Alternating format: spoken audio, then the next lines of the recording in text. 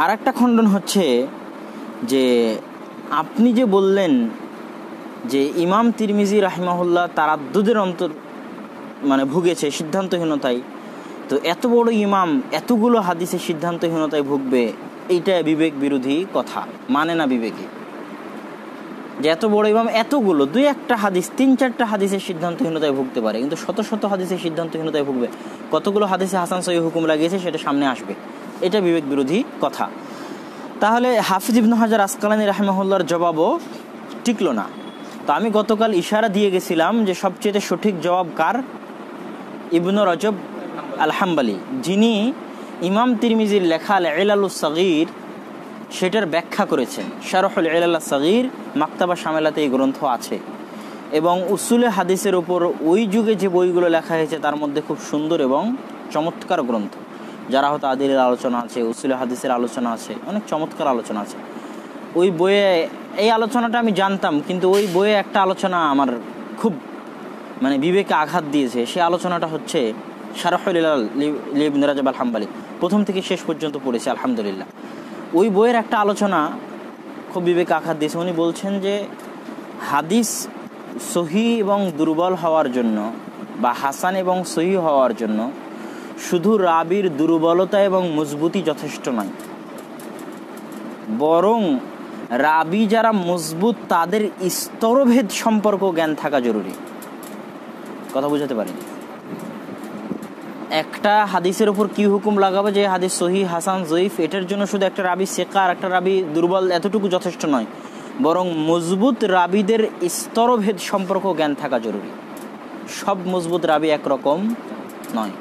রাবি মজবুত কিন্তু এই নির্দিষ্ট শাইখ থেকে দুর্বল, বা এই নির্দিষ্ট এলাকার ক্ষেত্রে দুর্বল, নির্দিষ্ট ছাত্রের ক্ষেত্রে দুর্বল, বা মজবুত হলেও কোন মানের মজবুত, সর্বোচ্চ পর্যায়ের মজবুত, তারপরের পর্যায়ের মজবুত, এই যে স্তরভেদ, সেকাহ রাবিদের স্তরভেদ সম্পর্ক জ্ঞান থাকতে হবে। একটা হাদিস রাবি সেকাহ বলে দিলাম হাদিস সহি, কিন্তু এই সেকাটা সে কোন স্তর, কোন পর্যায়ের সেকাহ সে, এই বিষয়েও জ্ঞান থাকতে হবে। এর উপর বিস্তারিত আলোচনা করেছে গ্রন্থে। তো সেখানেও উনি হাসান সহিহের উপর আলোচনা করেছে, যেহেতু গ্রন্থ তিরমিজির গ্রন্থের ব্যাখ্যা, তিরমিজির তাহলে ইলাল সাগীর সেটারই ব্যাখ্যা উনি লিখেছেন। আর ইলাল সাগীর ইমাম তিরমিজি তার হাসানের সঙ্গে দিয়েছে। তো যখন ওখানে হাসানের সঙ্গে কথা আসছে তখন ইবনে রজব হাম্বলি আলোচনাগুলো করেছে। তো আলোচনার সারমর্ম হাসানুন গরিবুন, হাসানুন সহিহুন, বা তিরমিজিতে যেখানেই হাসান শব্দ ব্যবহার হোক সেখানেই হাসান দ্বারা ইমাম তিরমিজির দেওয়া সঙ্গে উদ্দেশ্য। এটা হলো 1 নম্বর সারমর্ম আলোচনার, যে ইমাম তিরমিজি তার সুনানে তিরমিজিতে যেখানেই হাসান শব্দ ব্যবহার করুক, চাহে হাসানুন সহিহুনের সাথে ব্যবহার করুক, চাহে হাসানুন গরিবুনের সাথে ব্যবহার করুক, চাহে শুধু হাসান ব্যবহার করুক, সব জায়গায় কি উদ্দেশ্য? তার নিজের দেওয়া সঙ্গে উদ্দেশ্য, তার নিজের দেওয়া সঙ্গে উদ্দেশ্য। এটা হচ্ছে আলোচনার সারমর্ম। তো নিজের দেওয়া সঙ্গে যদি উদ্দেশ্য নেই, তাহলে কিভাবে একটা হাদিস একই সাথে হাসানুন সহিহুন হয়? তার এখানে 2 ভাগে ভাগ করেছে। প্রথম ভাগ হচ্ছে, আমি পড়তেছি আর অনুবাদ করতেছি। আল হাদিসুল্লাযী রিজালুহু কুল্লুহুম সিকাত ওয়া লাইসা ফীহি ইল্লাহ ওয়া মা যালিকা ক্বাদ রুবিয়া মিন গায়রি ওয়াজহিন ইয়াজিদুল হাদিস কুওয়াতান ইলা কুওয়া ফায়াহকুমু আলাইহি আত-তিরমিযী বিহাসানিন সাহিহিন ওয়াল গরদু মিন আত-তাহসীন বিজানিব আত-তাসহীহ ইযান ইন্নামা হুয়া রাফউ মাদিনাতিল গরাবা وبيان أن الحديث استجمع قوة أكثر من استجماعه لشرائط الصحيح المصطلح। তো এটা সারমর্ম কি দাঁড়ালো এই কথার? যে ওই সমস্ত হাদিসকে হাসানুন সহিহ বলা হয়েছে, এক প্রকার ওই সমস্ত হাদিস যাদের সমস্ত রাবি সিকাত, রিজালুহু কুল্লুহুম সিকাত ওয়া লাইসা ফীহি ইল্লাহ, কোনো ইল্লাত নাই, তারপরেও কেন সেই হাদিসকে হাসানুন সহিহুন বলা হয়েছে? কেননা ওই সহিহ হাদিসটা বিভিন্ন সানাদ থেকে আসে, সেই জন্য। আর ইমাম তিরমিজির হাসানের সঙ্গে অনুযায়ী তখন এরপর খাপ খাবে কিভাবে? হাদিসের মধ্যে সাজ নাই, কেন সহিহ হাদিস কি করে সাজ থাকবে? মুত্তাহাম বিল কাযিব নাই, সিকাত রাবি কি করে মুত্তাহাম বিল কাযিব হতে পারে? আর অন্য সানাদ থেকেও এসেছে, তাহলে হাসান সহিহ বলা যাবে না? যাবে না, অবশ্যই হাসান সহিহ বলা যাবে। কথা কি বুঝাতে পারলাম? তাহলে ওই সমস্ত রাবির হাদিস যারা কুল্লুহুম সিকাত, সবাই মজবুত, হাদিসে কোনো ত্রুটি নাই, কোনো ইল্লাত নাই, কিন্তু হাদিসটা বিভিন্ন সানাদ থেকে আসছে, সেই হাদিসকে ইমাম তিরমিজি কি বলবে? হাসানুন সাহিহুন। তখন এই হাদিস শুধু সহিহ হাদিসের চাইতে বেশি প্রাধান্য প্রাপ্ত হবে। কেননা এই হাদিসের একটা অতিরিক্ত গুণ আছে যে এই হাদিস বিভিন্ন সানাদ থেকে আসছে, হাদিস গরিব নয়, এই দিক থেকে মজবুত, সহিহ গরিবের চাইতে মজবুত। হাদিসের মধ্যে গারাবাত নাই, কেননা হাদিস বিভিন্ন সানাদ থেকে আসছে। তাহলে সহিহের 5টা শর্ত থাকার পরেও অতিরিক্ত একটা গুণ পাওয়া যাচ্ছে, সেটা কি? বিভিন্ন সানাদ থেকে আসছে। তাহলে ইমাম তিরমিজি যে হাদিসগুলোকে হাসানুন সহিহুন বলবে, সেগুলো সাধারণ নরমালি অর্থে তার নিজেরও সহি বলা এবং অন্য মুহাদ্দিসদের শুধু সহি বলার চাইতে বেশি প্রাধান্যপ্রাপ্ত, বেশি মজবুত। এটা গেল এক প্রকার হাসানুন সহিহ। হ্যাঁ, সেটা অন্য একজনের ব্যাখ্যার ক্ষেত্রে বলেছিলাম। কি যেন একটা ব্যাখ্যা দিয়েছিলাম, যারা হাসানুন সহিহুনের ব্যাখ্যা দিয়েছিল সেই ক্ষেত্রে বলেছিলাম যে এই ক্ষেত্রে ইমাম তিরমিজির শুধু সহিটা হাসানুন সহিহুনের উপরে হবে। কিন্তু যখন এই ব্যাখ্যা দিব যে হাসানুন সহিহুন দ্বারা সহিহের সকল শর্ত পাশাপাশি আরও কি বিভিন্ন সানাদ থেকে আসা, তখন শুধু সহিহের চাইতে অবশ্যই প্রাধান্য প্রাপ্ত হবে। হোক মাসুর, তখন তো এই প্রাধান্য প্রাপ্ত নিয়ে কথা আমাদের। মাসুর হলে তো আমাদের আপত্তি নেই। গারাবাত কাটে গেলে আজিজ হতে পারে, মাসুর হতে পারে, মুতাওয়াতিরও হতে পারে, একটা না একটা হবেই।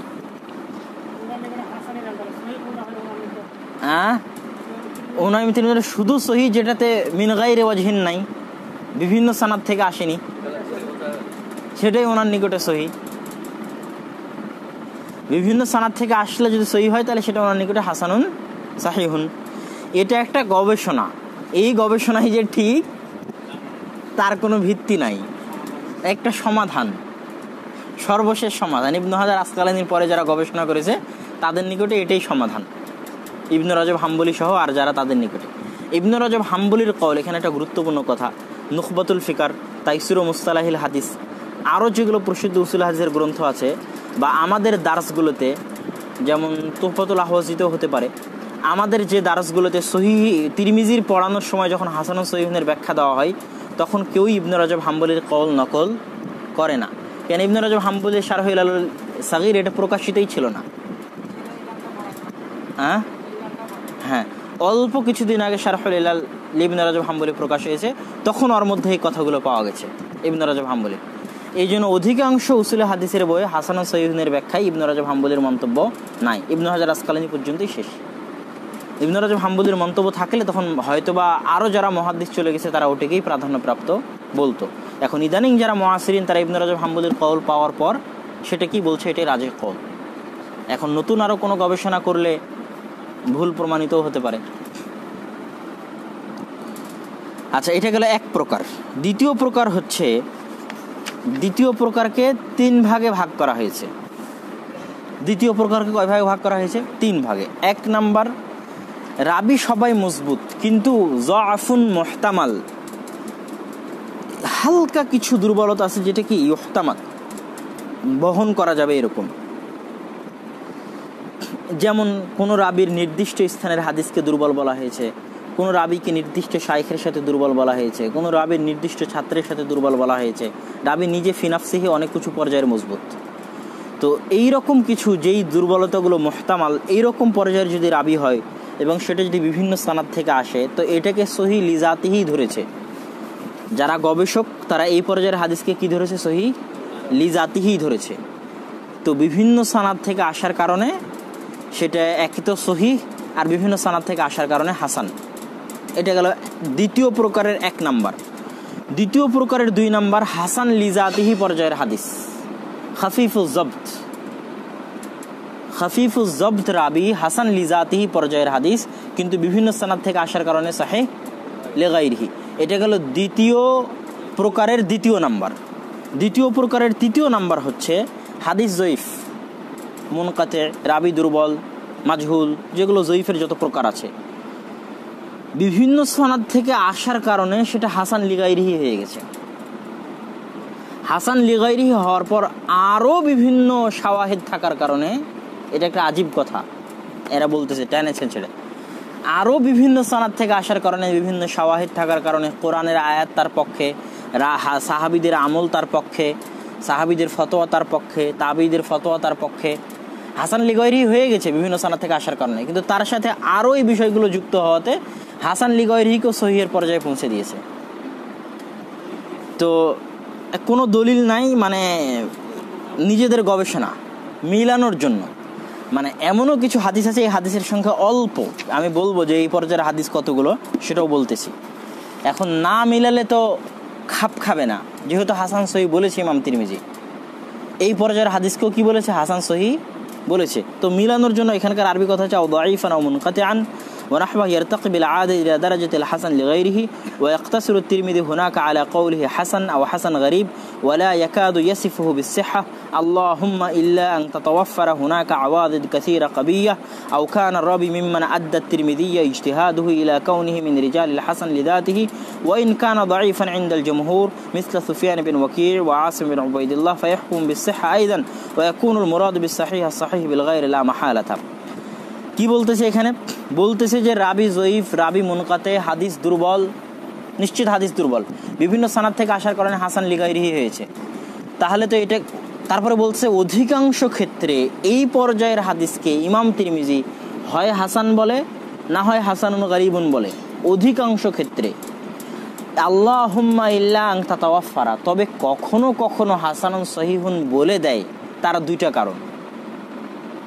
এই পর্যায়ের হাদিসকে ইমাম তিরমিজি অধিকাংশ সময় কি বলে, শুধু হাসান অথবা হাসানুন গারিবুন, যদি এক সানাদ থেকে আসে বা বিভিন্ন সানাদ থেকেও আসতে পারে গারিব হওয়ার ক্ষেত্রে, সেটার উত্তর আমরা কোথায় দেব, হাসানুন গারিবুনে দিব। যে বিভিন্ন সানাদ থেকে আসার পরেও কি করে গারিব হচ্ছে সেটা হাসানুন গারিবুনে উত্তর দিব। তো অধিকাংশ ক্ষেত্রে কি বলে, হাসানুন গারিবুন অথবা শুধু হাসান। কিন্তু কখনো কখনো হাসানুন সহি বলে দেয়, তখন দুইটা কারণে বলে। এক, এই রাবির হাদিস অন্য মুহাদ্দিসের নিকটে জয়ীফ, কিন্তু ইমাম তিরমিজির নিকটে হাসান লিজাতিহি।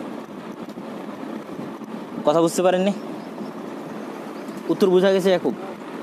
এই রাবির হাদিস জমহুর মুহাদ্দিসের নিকটে জয়ীফ, বিভিন্ন সানাদ থেকে আসলে তারা হাসান লিগাইরিহি বলবে, কিন্তু এই রাবির হাদিস ইমাম তিরমিজির নিকটে হাসান লিজাতিহি, বিভিন্ন সানাদ থেকে আসার কারণে সহিহ লিগাইরিহি, তাহলে তখন তিনি হাসানুন সহিহুন বললেন।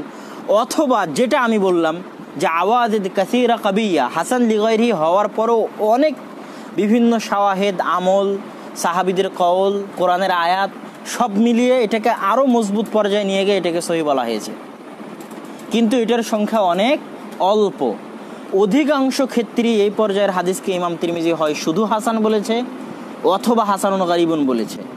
যদি হাসানুন সহিহুন বলে থাকে তাহলে এক নম্বর কারণ হচ্ছে অন্য মুহাদ্দিসদের নিকটে দুর্বল হলেও ইমাম তিরমিজির নিকটে হাসানুন লিজাতিহি পর্যায়ের বিভিন্ন সানাদ থেকে আসার কারণে সহিহ লিগাইরি, অথবা হাসান লিগাইরি ইমাম তিরমিজির নিকটেও কিন্তু আরও অনেক শাওয়াহিদ, আওয়াজেদ, সাহায্যকারী, মজবুতকারী কারণ পাওয়ার কারণে ইমাম তিরমিজি এটাকে কি বলে, হাসানুন সহিহুন বলে। এখন তো এগুলোর দলিল হচ্ছে ইবনে রাজব হাম্বলির কওল, শারহুল ইবনে রাজব আল হাম্বলি ওখানে। এখন হাসান সহিহ মোট কয়টা হাদিসের উপর বলেছে সেটা আমরা দেখি। মোট ইমাম তিরমিজি 1517টা 1517টা হাদিসের উপর কি হুকুম লাগিয়েছে, হাসানুন সহিহুন। এখানে আরও একটা গুরুত্বপূর্ণ কথা হচ্ছে ইমাম তিরমিজির নুসখা মতভেদ আছে প্রচুর, নুসখার কি রয়েছে, মতভেদ আছে। একই হাদিস এক নুসখায় হাসানুন সহিহ, আর এক নুসখায় হাসানুন গারিব, আর এক নুসখায় হাসানুন হয়ে আছে। এটা ইমাম তিরমিজির বই গবেষণা করার ক্ষেত্রে সবচেয়ে বড় বাধা। এই জন্য ইমাম তিরমিজির কোন মন্তব্য আসল সেটা জানার জন্য সব বই জমা রাখতে হয়। তুহফাতুল আহওয়াজিতে কি মন্তব্য নকল করেছে সেটাও সামনে রাখতে হয়, দেওবন্দ থেকে যারা প্রকাশ করেছে ওদের তিরমিজিতে কি মন্তব্য আছে সেটাও সামনে রাখতে হয়। আর ইমাম মিজ্জি তার তুহফাতুল আশরাফ গ্রন্থে, ইমাম মিজ্জির একটা গ্রন্থ আছে তুহফাতুল আশরাফ, যেখানে 9টা বইকে উনি জমা করেছে, কুতুবে সিত্তার সব বই ওখানে জমা করা আছে, এবং ইমাম তিরমিজির হুকুম ওখানে নকল করা আছে। প্রত্যেক হাদিসের শেষে যদি ইমাম তিরমিজি এই হাদিসকে তার গ্রন্থে নিয়ে এসে থাকে তাহলে ইমাম তিরমিজির ওই হুকুম ওখানে তিনি কি নিয়ে এসেছেন সেটাও খেয়াল রাখতে হয়। আর এখন যারা আরও নতুন গবেষণা করে তিরমিজি প্রকাশ করতেছে তারা কি হুকুম লাগালো হাদিসের উপর সেটাও দেখতে হয়। তো ইমাম তিরমিজির নুসখায় পার্থক্য রয়েছে, এটা একটা বড় সমস্যা। তো যাই হোক, নুসখার মতভেদ সহ, ইখতিলাফ সহ 1517টা হাদিসের উপর কি হুকুম লাগিয়েছে, হাসানুন সহিহ। তার মধ্যে ওই সমস্ত হাদিসের সংখ্যা যেগুলো রাবি সবগুলো মজবুত, হাদিসে কোনো ইল্লাত নাই, উঁচু পর্যায়ের সহিহ হাদিস, এবং বিভিন্ন সানাদ থেকে আসছে 440টা। ওই সমস্ত হাদিসকে কয়টা হুকুম লাগিয়েছে? 440টা হাদিস এই পর্যায়ের, যেগুলোর সব রাবি মজবুত, কোনো ইল্লাত নাই, বিভিন্ন সানাদ থেকে আসছে। তারপরে একদম হালকা দুর্বলতা, দাফ মুহতামাল, যেটা সহি হাসান লিজাতিহিরও উপরে বলা যায়, সেটা 315টা। এইভাবে এরা ভাগ করেছে। তারপরের পর্যায়ে নিয়ে আসছে হাসান লিজাতিহি অথবা আনাতুল মুদাল্লিস, হাসান লিজাতিহি অথবা আনাতুল মুদাল্লিস, মুদাল্লিসের তাদলিস। এই পর্যায়ের রাবি মোটামুটি 340টা। তাহলে প্রথমটা হলো 440টা, তারপরটা হলো 315টা, তারপরটা হলো 340টা। তারপরে জয়ীফ রাবি, যেটা নিয়ে বিপদে পড়েছিলাম, সেটা মোটামুটি 47টা। আর আরও কিছু দিয়েছে যে সানাদে মাতানে ইখতিলাফ, তারপরে আরও কিছু ইখতিলাফ, এগুলোর যেগুলো হাদিস সেগুলো একটা দিয়েছে 92টা। তারপরে সানাদে ইনকিতা, এটা দিয়েছে 23টা। তো সব মিলিয়ে দেখা গেল যে সবচেয়ে বেশি সংখ্যা হচ্ছে ওগুলোর যেগুলো সব রাবি মজবুত, সানাদে কোনো ইল্লাত নাই, প্রায় 450টা। তারপরে দেখা গেল একদম হালকা দুর্বলতা, সেটা 315টা। তারপরে হাসান লিজাতিহি আর আনাতুল মুদাল্লিস 340টা। তারপরে জয়ীফ রাবি 47টা। তারপরে মুনকাতে 23টা। আর বাকি যেগুলো আছে এগুলো হচ্ছে সানাদ মাতানের ইখতিলাফ। তো এটা আমাদের মোটামুটি হাসান সহিহুনের আলোচনা আমরা শেষ করলাম। আর সারমর্মত আমরা আগেই বলে দিয়েছি যে এনারা যারা গবেষণা করেছে বা এখন যারা গবেষণা করতেছে তাদের নিকটে হাসান সুনানে তিরমিজিতে যত জায়গায় ব্যবহৃত হবে, কি উদ্দেশ্য নেওয়া হবে? ইমাম তিরমিজির হাসান, চাহে হাসানুন সহিহুনের মধ্যে হোক, চাহে হাসানুন গারিবুনের সাথে হোক, চাহে তোমার শুধু হাসানের ক্ষেত্রে হোক, সর্বক্ষেত্রে। হ্যাঁ,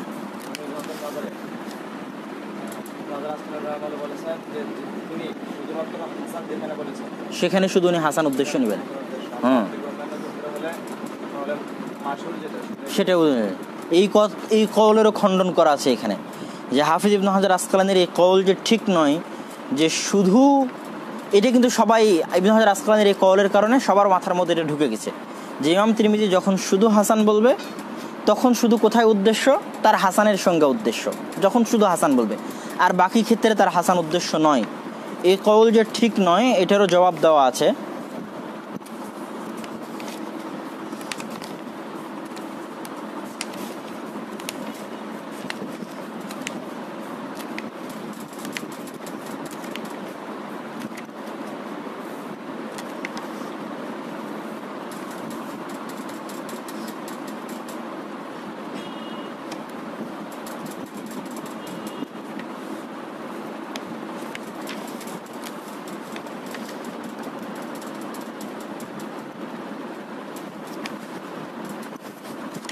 আচ্ছা, যদি আমরা উত্তরটা পাই, এই মুহূর্তে খুঁজে পাচ্ছি না, কিন্তু এই কওল ঠিক নয়, এবং ঠিক নয় মর্মেই তারা এই সিদ্ধান্তে পৌঁছেছে যে সর্বক্ষেত্রে যেখানেই হাসান ব্যবহার হবে সেখানেই ইমাম তিরমিজির হাসান উদ্দেশ্য। এটাই কিন্তু এনাদের গবেষণার লাস্ট নাতিজা, এবং সবগুলোর ক্ষেত্রে এটা মিলাবে। যেমন হাসানুন সহিহুনের ক্ষেত্রে মিলালো, এরকম হাসানুন গারিবুনের ক্ষেত্রেও মিলাবে। এবং সবার আগে ওটারই খণ্ডন করেছে যে হাফিজ ইবনে হাজার আসকালানির এই কওল, যে তিনি বলেছেন যে যেখানে শুধু ইমাম তিরমিজি হাসান বলবে সেখানেই তার সুনানে তিরমিজির হাসান উদ্দেশ্য, এই কওলেরও খণ্ডন করেছে। তো এবার আমরা হাসানুন গরিবুনের আলোচনা দেখি।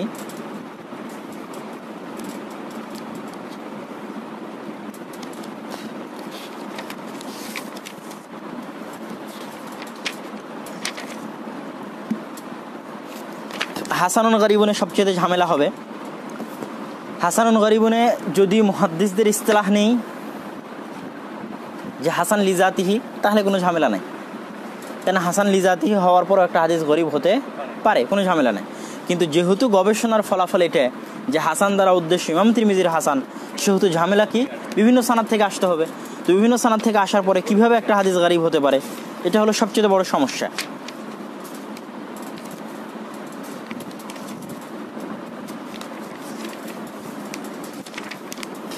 তো এখন আমরা দেখি আগে যে হাসানুন সহিহুনের কে কি জবাব, হাসানুন গরিবুনের কে কি জবাব দিয়েছে। মোটামুটি আগের জবাবগুলো অনেকেই দিয়েছে। আগের যে জবাবগুলো আমরা বলেছি সেই জবাবগুলো, যে 2 সানাদ থেকে আসা,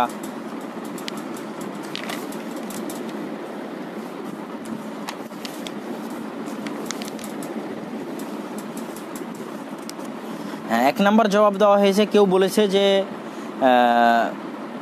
আশারা বিযালিকা ইলা ইখতিলাফি তুরুক বিআন জা ফি বা'দি তুরুক গরিবান ওয়া ফি বা'দিহা হাসানান। তুরুকের ইখতিলাফ আছে, কিছু তুরুকে গরিব আর কিছু তুরুকে হাসান। কেউ বলেছে, কেউ জবাব দিয়েছে যে হাদাল জামা মিনাত তিরমিজি নাতিজাতুন লিশাক্কিহি ওয়া তারাদ্দুদিহি ফি তাহসিন, যেটা তারাদ্দুদের কথা আসলো এটা বলেছে। কেউ বলেছে হাসান দ্বারা মা'নাল ইসতিলাহি উদ্দেশ্য, কেউ এটা বলেছে। তো এক কথায় আগে যে জবাবগুলো হাসান ও সহিহুনের ক্ষেত্রে দেওয়া হয়েছিল, মোটামুটি ওই জবাবগুলো অনেকে এখানেও কেউ কেউ প্রয়োগ করেছে, এবং সেই জবাবগুলোর সবগুলোরই খণ্ডন আমাদের সামনে আগে চলে গেছে। তারপরে যেটা বললাম যে মুহাদ্দিসদের নিকটে হাসান লিজাতিহি উদ্দেশ্য, এটাও জবাব দিয়েছে। এটা জবাব দিয়েছে বেকাই, ইবনে হাজার, সাখাবি, সুয়ুতি, সবাই এই দিকে গেছে যে যদি হাসানুন গরিবুন বলে তাহলে হাসান দ্বারা উদ্দেশ্য হাসান লিজাতিহি, আর গরিব দ্বারা উদ্দেশ্য গরিবুস সানাদ অথবা গরিবুল মাতান। তো এই উদ্দেশ্য, এই কওলটা বেশি প্রাধান্যপ্রাপ্ত অতীত মুহাদ্দিসদের নিকটে। ইমাম বেকাই, ইবনে হাজার, সাখাবি, সুয়ুতি কুল্লুহুম যাহাবু ইলা আন্নাল হাসান আল্লাযী ইয়াসিফুহু তিরমিজি বিল গারাবা, একসাথে যেখানে হাসান গরিব বলেছে তিরমিজি, ইন্নামা হুয়াল হাসান লিযাতিহি। এটা ইবনে হাজার আসকালানির কওল, ইমাম সুয়ুতির কওল, সাখাবির কওল, আগে যারা চলে গেছে তাদের সকলের কওল। এবং সাথে সাথে হাফিজ ইবনে হাজার ফি শারহিন নুখবাতে বলেছে ইন্না তিরমিজি লাম ইউআরিফিল হাসান মুতলাকান ওয়া ইন্নামা আরাফা বিনাওইন খাসিন মিনহু ওয়াকা ফি কিতাবিহি ওয়া হুয়া মা ইয়াকুলু ফিহি হাসানুন মিন গায়রি যাম্মি সিফাতিন উখরা ইলাইহি। এবং হাফিজ ইবনে হাজার শারহুন নুখবাতে এটাও বলে দিয়েছে সারাহাতান যে ইমাম তিরমিজির হাসান দ্বারা শুধু তখনই তার হাসান উদ্দেশ্য যখন তিনি শুধু হাসান বলবেন, অন্য কিছুর সাথে যদি মিলান হাসানুন সহিহুন, হাসানুন গরিবুন, তাহলে তার হাসান উদ্দেশ্য নয়।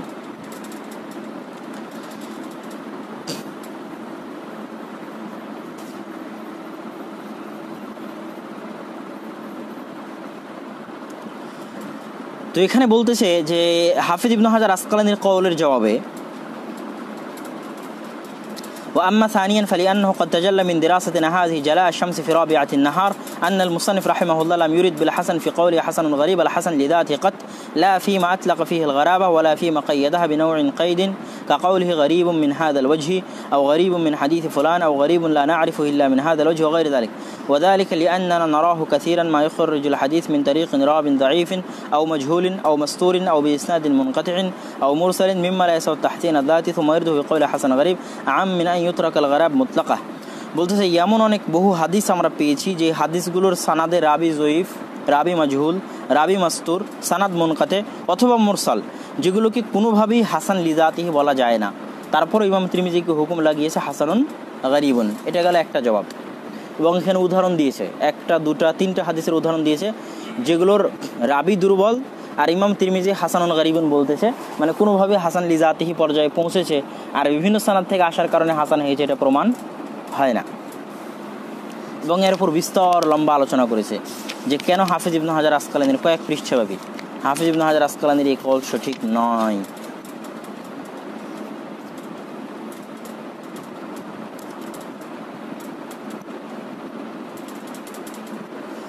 অনেকগুলো হাদিস পেশ করার পর, নাম্বার পেশ করার পর, তাকরিবুত তাহজিব থেকে প্রচুর দেওয়ার পর বলছে ফাহাদিহিল আহাদিস কুল্লুহা ইন্নামা হাসানাহা তিরমিজি বিনাআন আলাল আওয়াদিদ মিনাল মুতাবি' আও শাহিদ أو آثار الصحابة والتابعين وهذا هو الحسن لغيره، فهل بعد وجود هذه الكثرة من أحاديث الضعفاء والمجاهيل والمساطير ومن أحاديث منقطعة الأسانيد يسوغ لأحد أن يقول أن ما وصفه الإمام الترمذي بالحسن الغرابة معا فالمراد بالحسن الذاتي؟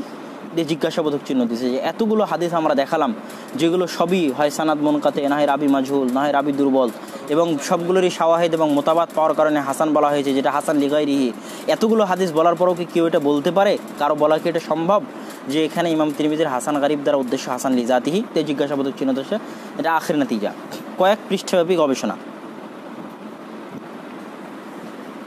এখন সর্বপ্রথম আমরা দেখব যে সঠিক উত্তর তো আমরা এটাই বলতেছি বারবার যে ইমাম তিরমিজি যেটা হাসান বলেছে সেটাই সব জায়গায় চলবে এবং হাসান গরিবুনের ক্ষেত্রেও সেটা চলবে। তো সমস্যা কি? সমস্যা হচ্ছে গরিব মানে একটা সানাদ থেকে আসা। এখন এটার জবাব দেওয়া হচ্ছে যে স্বয়ং ইমাম তিরমিজি রাহিমাহুল্লাহ তার সুনানে তিরমিজিতে গারিবের কয়েকটা ধরন দিয়েছে। সুনানে তিরমিজি বলছে ইলালুস সাগীরে গারিবের কয়েকটা কি দিয়েছে, ধরন দিয়েছে, প্রকার বর্ণনা করেছে। এক নম্বর প্রকার হচ্ছে মা লা ইউরওয়া ইল্লা মিন ওয়াজহিন ওয়াহিদিন বিআন ইয়াকুনা আল হাদিস লা ইউরওয়া ইল্লা মিন ওয়াজহিন ওয়াহিদিন ওয়া লাইসা লাহু আসলুন বিমুতাবিইন লাহু ওয়ালা শাহিদ। যে হাদিস শুধু একটা সানাদ থেকে বর্ণিত হয়েছে, যেটাকে আমরা আসলান গারিব বলে জানি, এবং এটা দুই প্রকার হতে পারে। এক, আন ইয়াকুনা যালিকাল ইসনাদ লা ইউরওয়া বিহি ইল্লা যালিকাল হাদিস আইজান, এই সানাদে শুধু এই হাদিসই বর্ণিত হয়েছে, অন্য কোনো হাদিস বর্ণিত হয়নি। এটা একদম পূর্ণ গারিব, হাদিসও গারিব, সানাদও গারিব, মাতানও গারিব, সানাদও গারিব। অথবা প্রকার এরকম হতে পারে যে আন ইয়াকুনা আল ইসনাদু মাশহুরান ইউরওয়া বিহি হাদিস কাসীরা, ওই সানাদে আরও অনেক হাদিস বর্ণিত হয়েছে কিন্তু সানাদ গারিব, ওই সানাদে আরও অনেক হাদিস বর্ণিত হয়েছে কিন্তু সানাদ কি গারিব। তো এই দুই প্রকার হতে পারে। তো এটা তো আসলান গারিব,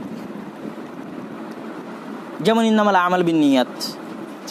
তারপরে বলতেছে যে দ্বিতীয় প্রকার হচ্ছে যে মাস্তুগরিব আলি জিয়াদাতি, এগুলো কিন্তু ইমাম তিরমিজির বাক্য।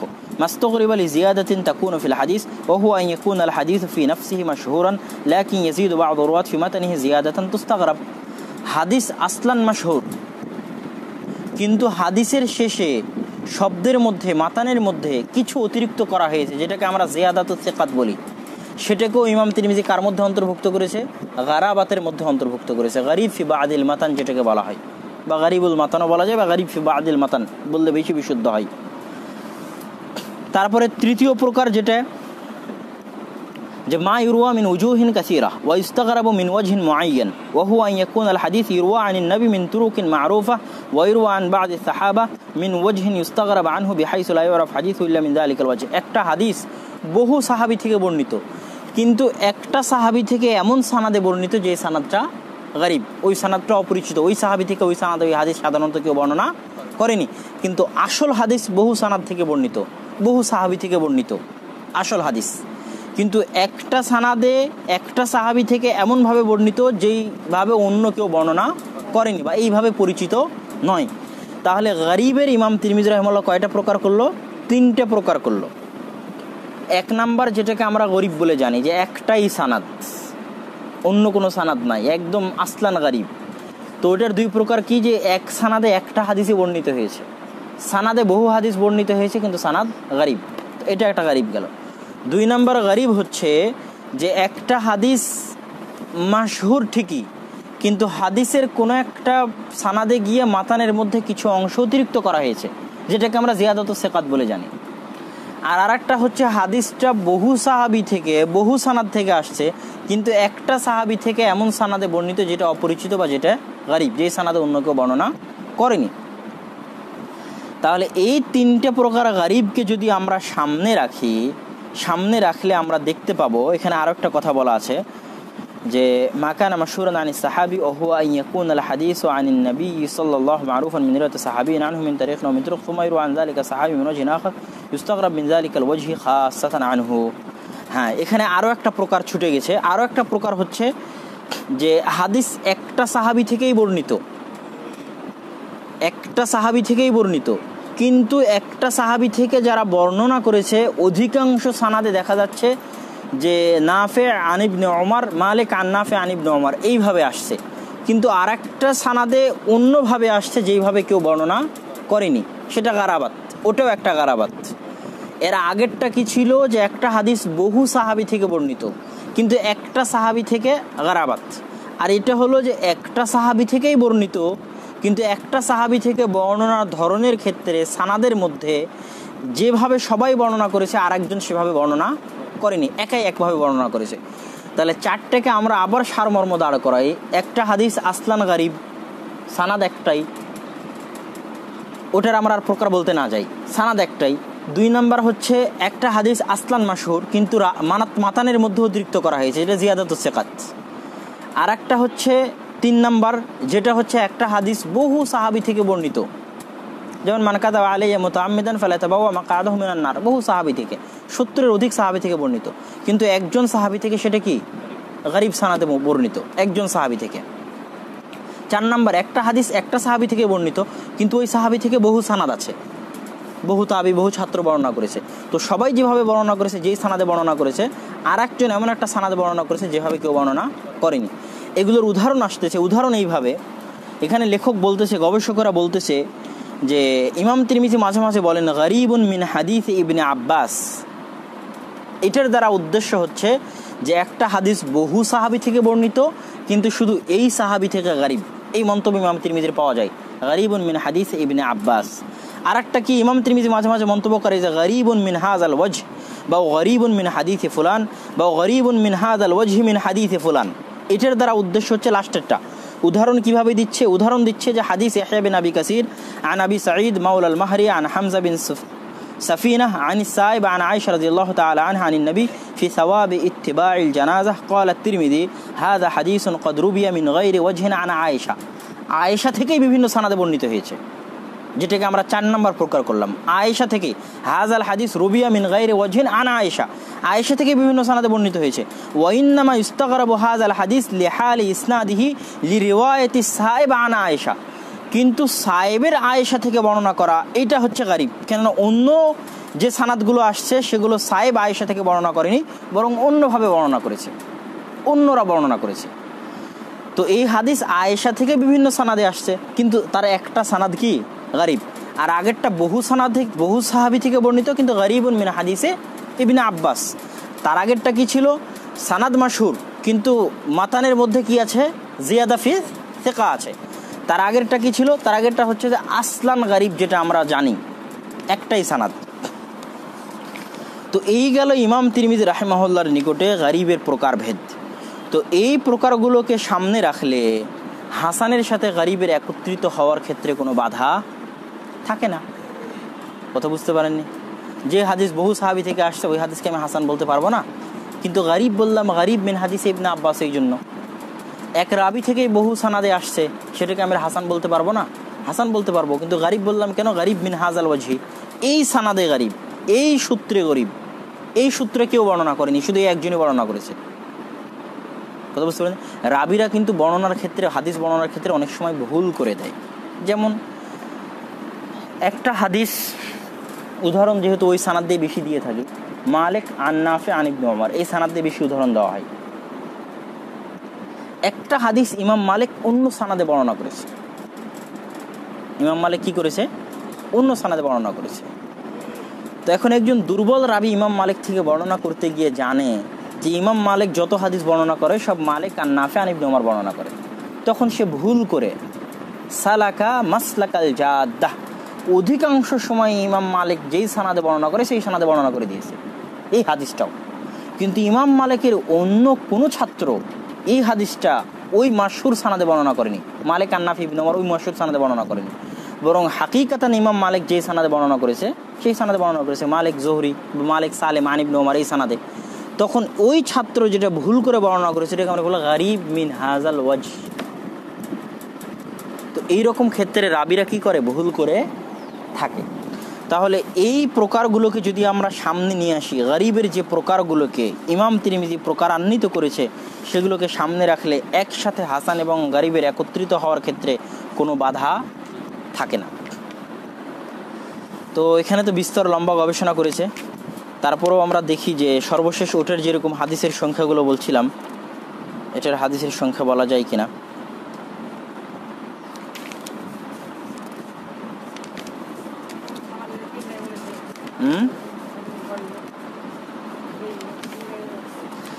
আচ্ছা, এখানে আরো একটা কথা উদ্দেশ্য যে ইমাম তিরমিজি হাসান কিন্তু শুধু মুতাবাআতের কারণে, বা ওই যে উনি হাসানের সঙ্গের মধ্যে যে বলেছেন মিন গায়রি ওয়াজহিন নাহওয়াহু, ওই শব্দটার দ্বারা উদ্দেশ্য কিন্তু তখনও ব্যাখ্যার মধ্যে বলেছিলাম, এখনও আবার বলি, না হলে কিন্তু আমাদের হাসান বলা টিকবে না, যে এটার দ্বারা কি শুধু মুতাবাআত উদ্দেশ্য নয়, কিন্তু সব কিছু উদ্দেশ্য।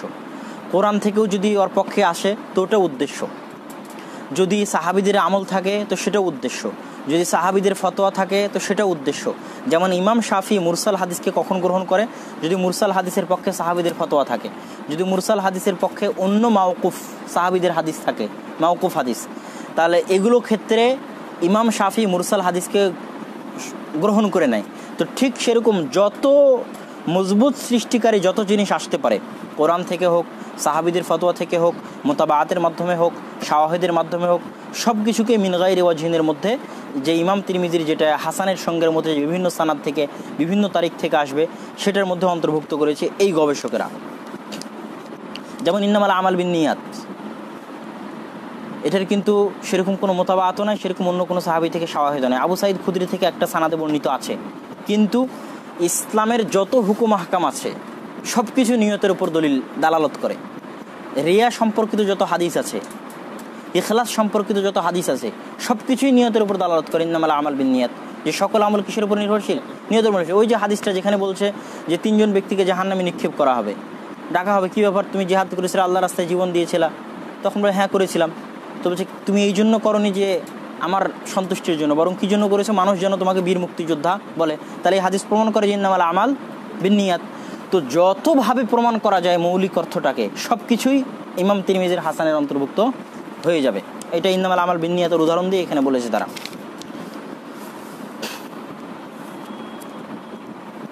আচ্ছা, এখন আমরা মোটামুটি হাসানুন সাহিহুন, হাসানুন গরিবুনের আলোচনা মোটামুটি শেষ করলাম। এখন আমাদের সামনে যে আলোচনাগুলো আসবে, আলোচনাগুলো অনেক সহজ। হাসানের কঠিন আলোচনা শেষ, সংজ্ঞার আলোচনা ছিল সবচেয়ে কঠিন।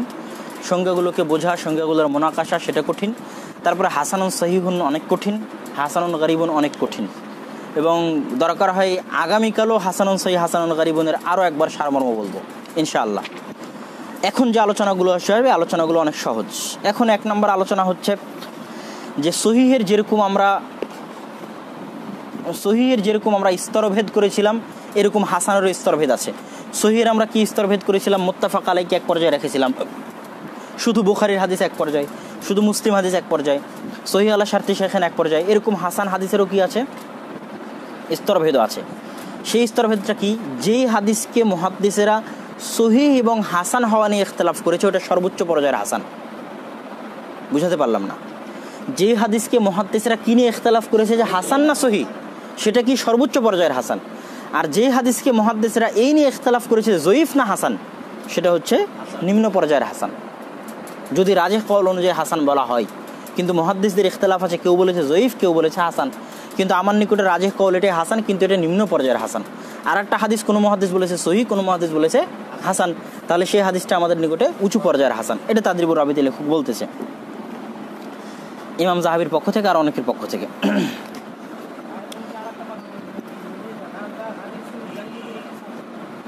হাজা হাদিসুন, হ্যাঁ, এটা কে বলে? সুনানি তিরমিজিতে বলে। এটা তো আমি আজকে প্রথম শুনলাম।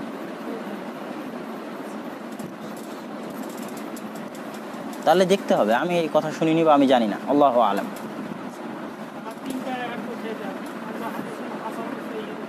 হ্যাঁ, ওটার ব্যাখ্যা তো এই গারিবুনের ব্যাখ্যার সাথে চলে আসলো। ওটার ব্যাখ্যা আর কোনো সমস্যা নেই। গারিবুনের যে ব্যাখ্যা দিলাম, এটা এখন যেখানে গারিবুন অ্যাড হবে সেখানেই চলবে। শুধু হাসানুন গারিবুনও চলবে, শুধু হাসানুন সহিহুন গারিবুনও চলবে। কিন্তু যেটা হাসানুন জাইদুনের কথা বললেন, এটা না তাদরিবুর রাবিতে পেয়েছি, না এখানে পেয়েছি, আর না আমি নিজে কোনোদিন জানতাম। হ্যাঁ,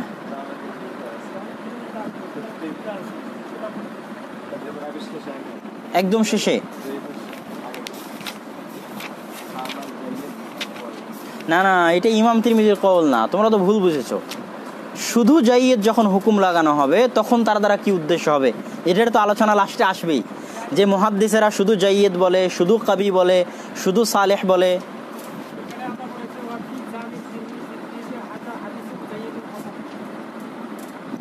একদম শেষ পৃষ্ঠায়। হ্যাঁ হ্যাঁ, পাইছি। কি বলতেছে? من ذلك يعلم أن الجودة يعبر بها عن الصحة وفي جامع الترمذي في الطب هذا حديث جيد حسن وكذا قال غيره لا مغايرة بين جيد وصحيح عندهم إلا। আচ্ছা, এখানে যেটা বলতেছে এটা একটা ভালো প্রশ্ন। যেহেতু আমরা এই পর্যায়ে আসতাম, এটা এই জন্য মাথার মধ্যে থাকেনি যে এটা এই জন্য গুরুত্বপূর্ণ নয় যে এখানে জাইয়েদ দ্বারা সাহিহ উদ্দেশ্য। তো ইমাম তিরমিজির হাসানুন সহিহুন যদি বলে, একটা হাদিসের ক্ষেত্রে সম্ভবত এই কথা বলেছে যে হাদিসুন জাইয়িদুন হাসানুন, সেটা নিয়ে এসে দলিল দেওয়া হচ্ছে যে জাইয়েদ দ্বারা মুহাদ্দিসরা সহিহ উদ্দেশ্য নেয়। তো যখন আমরা একদম লাস্টে, এটা তো মাথায় আসে, জাইয়েদ, কবি, সালেহ, মাহরুফ, মাহফুজ, সাবেত, এই শব্দগুলো মুহাদ্দিসরা ব্যবহার করে। এই শব্দগুলোর দ্বারা কি উদ্দেশ্য, সেটার আলোচনা, এই আলোচনা নিয়ে আসছে যে একটা হাদিসে ইমাম তিরমিজি কি বলেছে, জাইয়িদুন হাসানুন, যেখানে কি উদ্দেশ্য, সহিহুন হাসানুন বা হাসানুন সহিহুন। যাক, জাযাকাল্লাহ খায়র। তারপরে এখন আলোচনা হচ্ছে যে আমরা যে বইগুলোতে হাসান হাদিস সবচেয়ে বেশি পাবো তার মধ্যে একটা বই গেল ইমাম তিরমিজির বই। এখন দ্বিতীয় বই হচ্ছে সুনানে আবু দাউদের গ্রন্থ, যে সুনানে আবু দাউদে অধিকাংশ ক্ষেত্রে হাসান হাদিস পাওয়া যায়। তো সুনানে আবু দাউদের সবচেয়ে বড় সমস্যা হচ্ছে যে সুনানে আবু দাউদে কিছু হাদিসকে ইমাম আবু দাউদ রাহিমাহুল্লাহ যখন সুনানে আবু দাউদ প্রণয়ন করলেন, প্রণয়ন করার পর মক্কার অধিবাসীরা ইমাম আবু দাউদ রাহিমাহুল্লাহর নিকটে চিঠি লিখে আবু দাউদ রাহিমাহুল্লাহকে বলল যে আপনি যে আপনার গ্রন্থে যেগুলো জমা করেছেন সেগুলো কি সবই সহি কিনা বা কি অবস্থা আপনার গ্রন্থের, এটা আমাদেরকে একটু জানান। তখন রিসালার মধ্যে ইমাম আবু দাউদ রাহিমাহুল্লাহ লিখলেন যে কুল্লু হাদিসিন মা সাকাতু আনহু, প্রত্যেক যে হাদিসের উপর আমি চুপ থেকেছি ফাহুয়া সালেহ, সেই হাদিস আমার নিকটে কি সালেহ। এই সলেহের ব্যাখ্যা নিয়ে মুহাদ্দিসদের মধ্যে চরম ইখতিলাফ, যেখানে সলেহ দ্বারা উদ্দেশ্য কি। এটা একটা হাসানের আলোচনার মধ্যে আলোচনার বিষয়বস্তু, কেননা এই সলেহকে অনেকেই হাসানের অন্তর্ভুক্ত করেছে। যা আজকে কি কেউ মিন্নাতুল বারী নিয়ে আসছে দেন তো?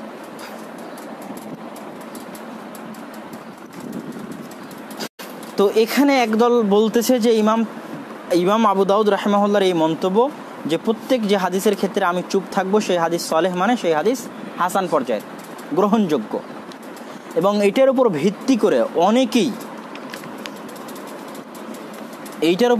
করে অনেকেই জয়ীফ হাদিসকে পর্যন্ত এই মর্মে সহি বলে দেয় যে এই হাদিসের বিষয়ে ইমাম আবু দাউদ রাহিমাহুল্লাহ তার গ্রন্থে কিছুই বলেননি। এটাই দলিল যে আবু দাউদ রাহিমাহুল্লাহ এই বিষয়ে চুপ থেকেছে, এটাই দলিল।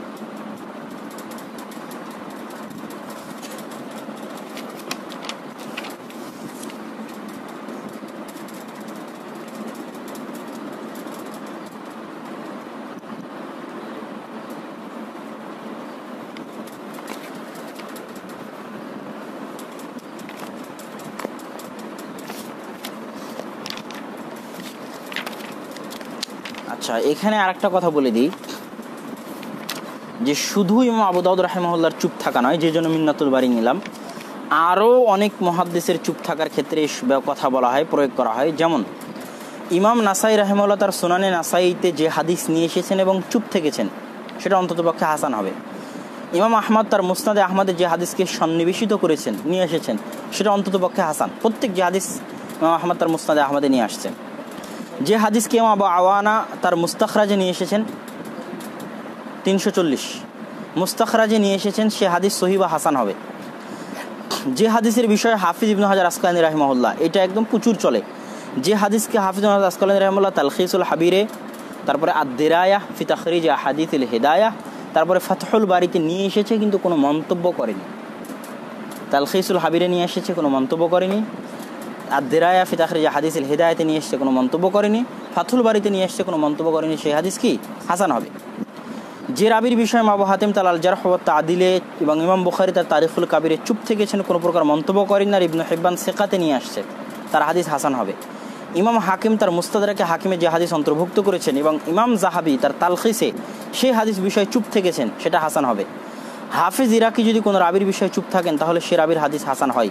কানজুল উম্মাল একটা গ্রন্থ, এই গ্রন্থের আলোচনা আমরা বিস্তারিত করব যদি সুযোগ থাকে, আগে ভাগে যদি শেষ করতে পারি তাহলে, আর নাতে রমজানের পরে। কানজুল উম্মালে কোনো হাদিস উল্লেখ করার পর যদি লেখক চুপ থাকেন তাহলে সে হাদিস গ্রহণীয়। যে হাদিসকে ইমাম তিরমিজি হাসান বলবেন সে হাদিসের সনদে কোনো মাজহুল বা অজ্ঞাত রাবি থাকলে সে আর মাজহুল বলে গণ্য হবে না, বরং ইমাম তিরমিজির হাসান বলার কারণে তার জাহালাত দূরীভূত হয়ে যাবে। 11 নম্বর, ইমাম মুনজিরি তার তারগীব ও তারহিব গ্রন্থে যে হাদিসকে আন শব্দ দ্বারা বর্ণনা করবেন তার হাদিস সহিহ হবে অথবা অন্তত পক্ষে হাসান হবে। ইমাম হাইসামি তার মাজমাউ জাওয়ায়েদ যে রাবিগণের বিষয়ে চুপ থেকেছেন সে রাবি তার নিকটে মজবুত অথবা অন্ততপক্ষে হাসান। ইমাম সুয়ুতি তার আল জামিউস সাগীরে যে সমস্ত হাদিসের উপর আরবি বর্ণ হা দিয়ে ইশারা করেছেন সেগুলো সবই হাসান। জিয়াউদ্দিন মাকদিসি তার লিখিত আল মুখতারাহ বইয়ে যত হাদিস আছে সব হাদিস সহিহ।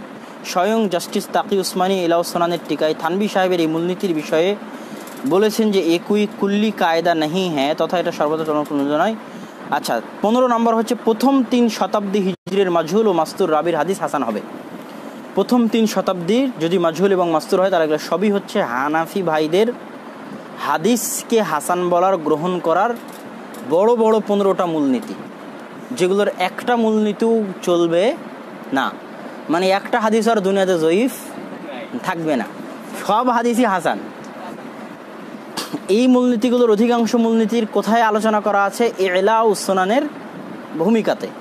20, 22, 18, 19 খণ্ডের গ্রন্থ ইলাউস সুনান, জাফর আহমদ থানবীর লেখা, যেখানে হানাফি মাযহাবের ফতোয়াগুলোকে হাদিস দ্বারা প্রমাণিত করা আছে। ওই গ্রন্থের ভূমিকাটার নাম পরবর্তীতে রেখেছে কাওয়াইদুত হাদিস কি কাওয়াইদুত হাদিস, কিন্তু আগে ছিল ইনহাউস সাকান, এরকম নাম ছিল, ইনহাউস সাকান ফি মুকদ্দামাতি ইলাউস সুনান। আর সেটার উপর টিকা আছে আব্দুল ফাত্তাহ আবু গুদ্দার। সেটাতে এই মূলনীতিগুলো আলোচনা করা আছে, যার মধ্যে 1 নম্বরে হচ্ছে আবু দাউদ রাহিমাহুল্লাহ যদি সুনানে আবু দাউদে চুপ থাকেন তাহলে হাদিস কি হবে? হাসান হবে। যেই আলোচনার কথা বলতে এগুলো সব বলে দিলাম যাতে একটু হলো মাথার মধ্যে থাকে। এগুলোর বিস্তারিত খণ্ডন কোথায় পাওয়া যাবে? অমুমান তো বলে দিলাম যে একটাও চলবে না। বিস্তারিত খণ্ডন পাওয়া যাবে ইলাউস সুনান ফিল মিজান, ইরশাদুল হক আসারি হাফিজাহুল্লাহ, পাকিস্তানের অনেক বড় আহলে হাদিস মুহাদ্দিস, তার লেখা গ্রন্থ ইলাউস সুনান ফিল মিজান, উর্দুতে লেখা গ্রন্থ, যেখানে এই জিনিসগুলোর খণ্ডন পাওয়া যাবে। আর একটা বই পাওয়া যাবে নকজ কাওয়াইদুল হাদিস, যেটা লিখেছে বদিউদ্দিন শাহ রাশিদি। মানে ওই ভূমিকাতে যে ভুল মূলনীতিগুলো আছে সেই মূলনীতিগুলোর খণ্ডন, নাকজু কাওয়াইদুল হাদিস, বইয়ের নাম কাওয়াইদুল হাদিস। যে ভুলগুলো আছে সেই ভুলগুলোর খণ্ডন, এই বিস্তারিত ভুলগুলোর খণ্ডন এই 2 বই পাওয়া যাবে। কি 2 বইয়ের নাম? আহলে হাদিস ছাত্রদের কাছে এই 2টা বই থাকা উচিত, ইলাউস সুনান ফিল মিজান ইরশাদুল হক আসারি আর নকজ কাওয়াইদুল হাদিস বদিউদ্দিন শাহ রাশিদি। তাহলে আমি সেটা কি করি? বাইয়ান তো বলে দিই, আর যেটা আমি বলে দিইনি সেটা সালেহ। এখন এখানে ইখতিলাফ হয়েছে যে এই সালেহটা সালেহ লিল ইহতিজাজ না সালেহ লিল ইতিবার। ইতিবার আর ইহতিজাজের মধ্যে কি রয়েছে? পার্থক্য রয়েছে। ইতিবার কাকে বলে? মুতাবাআত এবং শাওয়াহিদ অনুসন্ধান করাকে ইতিবার বলে। একটা হাদিসকে আমি ডাইরেক্ট গ্রহণ করতেছি না, সেটাকে ধরে রেখে দিচ্ছি, যাচাই বাছাই করতেছি। যেমন ওই মদিনা বিশ্ববিদ্যালয়ে দরখাস্ত বলে তাহতাদ দেরাসা, এটা কথা আছে, মানে একে গ্রহণও করতেছি না, একে ফেলেও দিচ্ছি না, এর বিষয়ে আরেকটু যাচাই বাছাই করি কোনো শাওয়াহিদ মোতাবাত পাওয়া যায় কিনা, কোনো সাক্ষ্য সুপারিশ পাওয়া যায় কিনা এর পক্ষে, তাহলে নিয়ে নিব। হ্যাঁ, পেন্ডিং অবস্থায় আছে, তো ওটা হলো ইতিবার। এটাকে ফেলেও দিচ্ছি না, গ্রহণও করতেছি না, দেখি আর কোনো মোতাবাত দলিল। সালেহ লিল ইহতিজাজ মানে কি? ডাইরেক্ট দলিল। আর কিছু হাদিস আছে যেগুলোকে ইতিবারও করা যায় না, মানে তাহতাদ দেরাসারও যোগ্য নয়, ডাইরেক্ট নিক্ষেপ করে দিতে হবে, সেগুলো জয়ীফ, ফেলে দিতে হবে। তো তাহলে উনি যে শুধু সালেহ বললেন, এই সালেহ দ্বারা কি সালেহ লিল ইহতিজাজ উদ্দেশ্য ডাইরেক্ট গ্রহণযোগ্য, না সালেহ লিল ইতিবার উদ্দেশ্য যে মোতাবাত শাওয়াহিদ দেখে সেটা গ্রহণ করা হবে? তো সার্বিক গবেষণায় দেখা গেছে যে ইমাম সুনানে আবি দাউদে ইমাম আবু দাউদ রাহিমাহুল্লাহ যে হাদিসগুলো নিয়ে এসেছে এবং যে হাদিসগুলোর ক্ষেত্রে চুপ থেকেছেন, সে হাদিসের মধ্যে এমনও অনেক হাদিস আছে যেগুলো গ্রহণযোগ্যর পর্যায়ে পৌঁছে না। সুতরাং এটা বলে দেওয়া যে ডাইরেক্ট ইহতিজাজ উদ্দেশ্য, এটা ঠিক নয়। তো এবং এটাই যারা মুহাক্কিক মুহাদ্দিস তাদের মন্তব্য এটাই, যদিও ইখতিলাফ করেছে। ইবনু সালাহ বলেছে যে মা সাকাতা আলাইহা আবু দাউদ ওয়া লাম ইয়াকুন ফি সাহিহাইন ওয়া লা নাসসা আলা সিহহাতিহি ইমামুন মিম্মা ইউফারিক বাইনা সাহিহ ওয়াল হাসান ফাহুয়া হাসানুন ইনদা। যদি ইমাম আবু দাউদ, ইবনু সালাহ বলতেছে, ইমাম আবু দাউদ কোনো হাদিসের ক্ষেত্রে চুপ থাকে আর সেই হাদিস যদি বুখারী মুসলিমে না থাকে, আর সেই হাদিসের বিষয়ে যদি অন্য কোনো ইমামেরও কোনো মন্তব্য না পাওয়া যায়, তাহলে সেই হাদিসটাকে আমরা হাসান পর্যায়ে ধরে নিব। আর যদি অন্য কোনো ইমামের মন্তব্য পাওয়া যায় তো যে মন্তব্য পাওয়া যাবে সেটাই, যদি সহি মন্তব্য পাওয়া যায় তাহলে সহি, যদি বুখারী মুসলিমে থাকে তাহলে বুখারী মুসলিমে থাকলে তো সহি হয়েই গেল। বুখারী মুসলিমেও নাই, অন্য কোনো ইমামেরও মন্তব্য নাই, তাহলে সেটাকে ইবনু সালাহ কি বলতেছে? হাসান পর্যায়ের ধরে নিব। কিন্তু হাফিজ ইবনে হাজার আসকালানি বলতেছে যে ইন্নানা ওয়াজাদনা আবা দাউদ ইয়াসকুতু আলা আহাদিস সাহিহা, আমরা দেখেছি ইমাম আবু দাউদ এমনও হাদিসের ক্ষেত্রে চুপ থেকেছেন যেটা একদম সহি মওজুদ ফি সাহিহাইন, সহিহাইনের মধ্যে আছে ওই হাদিস, এমনও হাদিসের ক্ষেত্রে ইমাম আবু দাউদ কি করেছে? চুপ থেকেছে। তারপরে ওয়া হাদিস হাসানা, হাসান হাদিসের ক্ষেত্রে ইমাম আবু দাউদ চুপ থেকেছে। ওয়া হাদিস উখরা দাঈফা ও দাঈফা জিদ্দান, একদম অতি দুর্বল হাদিসের ক্ষেত্রে ইমাম আবু দাউদ রাহিমাহুল্লাহ কি করেছে? চুপ থেকেছে। সুতরাং মুবাশারাতান এটা বলে দেওয়া যে সালেহ লিল ইহতিজাজ এটা চলবে না। তারপরের কথা হচ্ছে যে হাফিজ ইবনে হাজার আসকালানি এটাকে 3 ভাগে ভাগ করতেছে, যেগুলোর ক্ষেত্রে কয়েক ভাগে ভাগ করতেছে। আবু দাউদ রাহিমাহুল্লাহ চুপ থেকেছে। এক, যেগুলো হয় সহিহ বুখারী বা সহিহ মুসলিমে আছে, অথবা বুখারীর শর্ত অনুযায়ী সহিহ, অথবা মুসলিমের শর্ত অনুযায়ী সহিহ। কেননা এখানে আরেকটা কথা বলে নিই যে সুনানে আবু দাউদের অধিকাংশ হাদিসের ক্ষেত্রে ইমাম আবু দাউদ রাহিমাহুল্লাহ কি করেছে? চুপ থেকেছে। অধিকাংশ হাদিসের ক্ষেত্রে, অল্প হাদিসের ক্ষেত্রে বলেছে এই হাদিসের মধ্যে রাবি দুর্বল আছে, বা এই হাদিসের মধ্যে এই সমস্যা আছে, বা এই হাদিস চলবে। অধিকাংশ হাদিসের ক্ষেত্রে চুপ থেকেছেন। তো 1 নম্বর প্রকার হচ্ছে হয় সেই হাদিস বুখারীতে আছে অথবা মুসলিমে আছে, অথবা সেই হাদিস বুখারীর শর্ত অনুযায়ী সহিহ অথবা মুসলিমের শর্ত অনুযায়ী সহিহ। 2 নম্বর ওই হাদিস হাসান লিজাতিহি পর্যায়ের, হাফিজ ইবনে হাজার আসকালানি প্রকারভেদ করতেছে। 3 নম্বর ওই হাদিস হাসান লিগাইরিহি পর্যায়ের। 4 নম্বর ওই হাদিস জয়ীফ এবং অতি দুর্বল জয়ীফ, যেটাকে হাসান লিগাইরিহি পর্যায়ে আনা যায় না। এই মোট 4টা প্রকার হাফিজ ইবনে হাজার আসকালানি করতেছেন। তারপর বলছেন ফালা ইয়ামবাগি লিন-নাকিদি আন ইউকাল্লিদাহু ফি সুকুতি আলা আহাদিসিহিম ওয়া ইতাবিউহু ফিল ইহতিজাজ বিহিম। সুতরাং কোনো ছাত্রের উচিত নয় যে আবু দাউদের চুপ থাকার উপর চোখ বন্ধ করে তাকলিদ করবে। আন ইউকাল্লিদা শব্দ ব্যবহার করেছেন, যে চোখ বন্ধ করে তাকলিদ করবে আর ইমাম আবু দাউদ চুপ থাকলে হাসান বলে দেবে, এটা কোনো ছাত্রের জন্য উচিত নয়। এখন হাফিজ ইবনে হাজার আসকালানি বলতেছে, তাহলে ইমাম আবু দাউদ কেন তার শর্ত অনুযায়ী আমল করলেন না? দুর্বল হাদিস তারপরও কেন চুপ থাকলেন? তিনি তো বলেছেন যে অতি দুর্বল হলে আমি বলে দিব। মা কানা ফিহি ওয়াহনুন শাদীদুন ফাকাদ বায়ানতুহু, যেটার মধ্যে অতি দুর্বলতা আছে সেটা আমি কি করব? বর্ণনা করে দেব। এখানে আরও একটা সূক্ষ্ম দলিল বলি আপনাদেরকে, আরও একটা সূক্ষ্ম দলিল যে ইমাম আবু দাউদ যদি তার সুনানে আবু দাউদে চুপ থাকে তাহলে সেই হাদিস যে হাসান পর্যায়ের হয় না, তার মজবুত দলিল স্বয়ং আবু দাউদ রাহিমাহুল্লাহর কথার মধ্যে আছে। ইমাম আবু দাউদ রাহিমাহুল্লাহ বলেছেন যদি অতি দুর্বল হয় তাহলে বলে দেব, ওয়াহনুন শাদীদ, যদি অতি দুর্বল হয় তাহলে বলবো। তার মানে হালকা দুর্বল হলে তিনি বলবেন না। তার মানে প্রত্যেক যে হাদিসের উপর চুপ থেকেছেন তার মধ্যে হালকা দুর্বল হাদিসও আছে, সেগুলো যে সবই হাসান হবে এটা কথা নয়। সুতরাং ইমাম আবু দাউদ রাহিমাহুল্লাহর স্বয়ং তার কথা প্রমাণ করে যে তিনি যে হাদিসে চুপ থেকেছেন সেগুলো সবই হাসান নয়। কেননা তিনি কি বলেছেন? অতি দুর্বল হলে আমি বলবো। তার মানে যেগুলো কম দুর্বল শুধু জয়ীফ সেগুলোর ক্ষেত্রে তিনি বলবেন না। তাহলে এই কথা তো একদম শুরু থেকেই এই কথা অস্তিত্বহীন যে যেগুলোর ক্ষেত্রে চুপ থেকেছে সেগুলো সবই হাসান। এখন কথা হচ্ছে এমনও হাদিস তো আমরা পাচ্ছি যেগুলো জয়ীফ জিদ্দান, তারপর আবু দাউদ রাহিমাহুল্লাহ কিছু বলেনি, তাহলে সেগুলোর ক্ষেত্রে কি বলা যায়? সেগুলোর ক্ষেত্রে কথা হচ্ছে, জবাব দিচ্ছে 1 নম্বর ইম্মা আলি শোহরাতে দাআফি যালিকা রাবি ফায়াস্তাগনি বিতিলকা শোহরা। হাদিসের রাবি এত পরিচিত দুর্বল রাবি যে সেটা বলার উনি প্রয়োজন বোধ করেননি। অনেক বড় পর্যায়ের পরিচিত দুর্বল রাবি, যেটা তিনি বলার প্রয়োজন বোধ করেননি। 2 নম্বর অথবা তিনি নিজে এই রাবির বিষয়ে অন্য জায়গায় মন্তব্য করেছেন, এই জায়গায় চুপ থেকেছেন। এই ক্ষেত্রে আরও একটা জরুরি কথা হচ্ছে যে আমাদের নিকটে যেটা প্রসিদ্ধ আবু দাউদের নুসখা সেটা হচ্ছে লুইর নুসখা অথবা ইবিন দাসার নুসখা, বা দুটোর মিশ্রণ। আউনুল মাহবুদ হচ্ছে ইবিন দাসার লুই দুটোর মিশ্রণ। আর সৌদি আরব, কুয়েত, কাতার, বাহরাইনে লুইর নুসখা চলে। আর আমার জানা মতে হিন্দে ইবিন দাসার নুসখা চলে, অথবা লুই ইবিন দাসার মিশ্রণ, অথবা শুধু লুইর, আমার জানা মতে। কিন্তু যেই নুসখাটা আমরা কেউই ব্যবহার করি না সেই নুসখাটা হচ্ছে ইবনুল আবদের নুসখা। সেই নুসখার সাথে ইবিন দাসার লুইর নুসখার সবচেয়ে বড় পার্থক্য হচ্ছে ইবনুল আবদের যেটা নুসখা সুনানে আবু দাউদে, ওই নুসখাতে রাবিদের উপরে অনেক মন্তব্য আছে, যেই মন্তব্যগুলো ইবিন দাসার লুইর নুসখাতে নাই। সুতরাং লুই আর ইবিন দাসার নুসখাতে ইমাম আবু দাউদের চুপ থাকা দিয়ে এটা বলা যে তিনি সত্যিকারই চুপ থাকেছেন অতটা গ্রহণযোগ্য নয়, যতক্ষণ না ইবনুল আবদের নুসখা দেখা হয় যে সেই নুসখাতে তিনি কোনো মন্তব্য করেছেন কিনা।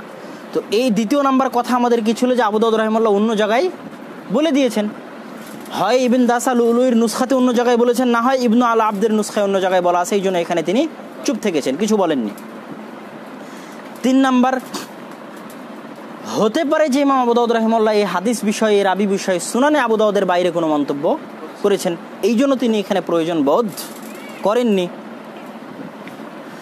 সর্বশেষ যেটা কথা সেটা হচ্ছে যে হতে পারে তার পক্ষ থেকে এটা জুহুল গাফলাত হতেই পারে, স্বাভাবিক, অথবা তার নিকটে এই রাবিটা হয়তো বা সেই পর্যায়ের দুর্বল নয়।